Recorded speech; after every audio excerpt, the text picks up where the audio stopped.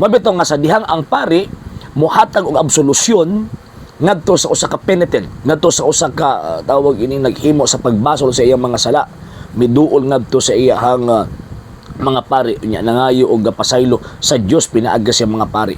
Muhatag og absolusyon ang mga pari. Mingon ang mga pari, gipasaylo ko na ikaw sa ngalan sa Amahan, sa Anak ug sa Espiritu Santo.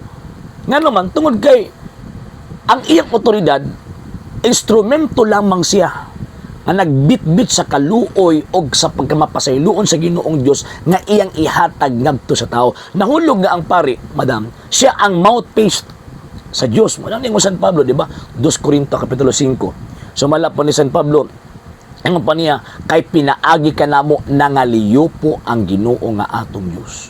Sumuti pasabot sa dihang ang pari mohatag og absolusyon ngadto sa tao nga gitaw og nagbasol, ang Dios mo ay namulong ana pinaagi sa baba sa iyang mga pari. So dili na pagpakigtupong ngano man kay always na gina-invoke sa mga pari ang iyahang gitawag og otoridad gikan sa Ginoo nga atong Dios nga diin mo ay naghatag kanila sa otoridad sa pagpasaylo og sala. Again ha, kay gipaambit sa Ginoong Dios ang iyahang kagahom sa pagpasaylo og sala ngadto sa iyahang gitawag og mga ministro.